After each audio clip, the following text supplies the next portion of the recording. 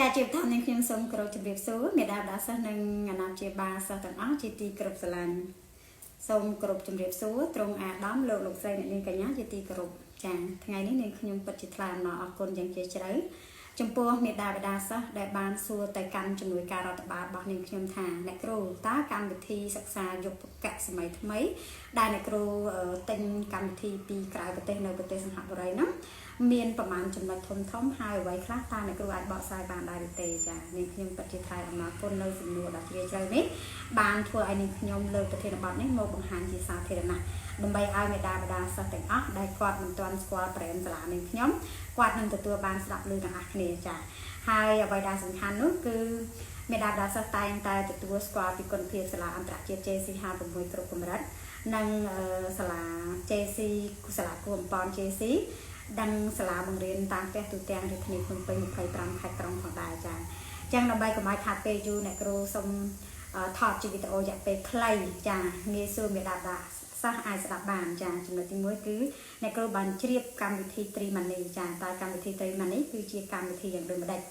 កម្មវិធី Tri Money គឺជាកម្មវិធីដែលគ្រូមុននឹងចាប់ផ្ដើមមេរៀនគឺបង្រៀនសិស្សចារយៈពេល5នាទីចំពោះការសន្សំលុយចាកុមារគឺជាក្មេងដែលអាយុតាម17ឆ្នាំទោះបីគាត់ទៅតែអាយុ3ឆ្នាំទៅដល់17ឆ្នាំក៏ដោយកម្មវិធីសាលានាងខ្ញុំគឺមានបញ្ចូលកម្មវិធីសន្សំលុយដើម្បីឲ្យគាត់ចេះចាយលុយចេះសន្សំទៅថ្ងៃអនាគតឲ្យគាត់យល់ពីតម្លៃនៃលុយហើយឲ្យគាត់រៀនជាទម្លាប់មួយក្នុងការសន្សំវាពីទូចទៅដល់ធំចាចំណុចទី2គឺបំណិនជីវិតហើយដែលបានជាលោកគ្រូអ្នកគ្រូទាំងអស់នៅក្នុងសាលារៀនរបស់ខ្ញុំគាត់បង្រៀនបំណិនជីវិតទៅដល់កម្មសិស្សទាំងអស់ចាបំណិនជីវិតគឺធ្វើឲ្យគាត់មានគុណធម៌ជាមួយឪពុកម្ដាយនិងមានគុណធម៌ចំពោះមនុស្សទូទៅជាពិសេសគឺកតញ្ញូតាធម៌ចំពោះឪពុកម្ដាយនិងមានសុជីវធម៌ល្អសិលធម៌ល្អនៅក្នុងសង្គមដែលជាពលរដ្ឋគំរូចានិងកុមារល្អផងដែរចឹងនៅក្នុងបំណិនជីវិតនេះគឺលោកគ្រូអ្នកគ្រូទាំងអស់សុទ្ធតែបង្វឹកដោយនាងខ្ញុំផ្ទាល់ដែលជាស្ថាបនិកក្នុងរយៈពេល3ខែម្ដងគឺមានការធ្វើថ្នាក់និទាននិងមានការសរុបលទ្ធផលបូកផ្សំជាមួយនឹងបច្ចេកវិទ្យាថ្មីទំនើបដែលនាងខ្ញុំយកមកពីក្រៅប្រទេសបង្រៀនដល់ពួកគាត់ផ្ទាល់ចា៎ចំណុចទី3គឺ soft skill គឺបង្រៀនឲ្យសិស្សមានផ្នត់គំនិតភាពជាអ្នកដឹកនាំផ្នត់គំនិតបង្កើតជាទម្លាប់និងគោលដៅជីវិតចេះរៀបផែនការជីវិតទៅក្នុងថ្ងៃអនាគតចា៎ចំណុចទី4គឺកម្មវិធីសិស្សមជ្ឈមណ្ឌលអភិវឌ្ឍដើម្បីឲ្យគាត់មានការស្រាវជ្រាវជាមុនដោយគ្រូគ្រាន់តែមានសម្ភារៈឧបទេសចាបង្ហាញជាកលឹះមួយដើម្បីបង្ហាត់បង្ហាញឲ្យសិស្សស្រាវជ្រាវបន្ថែមរៀនរយៈពេលខ្លីហើយឆាប់ចេះហើយធ្វើឲ្យសិស្សចេះបំបែករូបមន្តដោយខ្លួនឯងចាទាំងគណិតវិទ្យារូបវិទ្យាគីមីវិទ្យាទាំងថ្នាក់អនុវិទ្យាល័យទៅដល់វិទ្យាល័យផងដែរចាអញ្ចឹងគឺគាត់មានភាពជាអ្នកដឹកនាំមួយគ្រប់គ្រង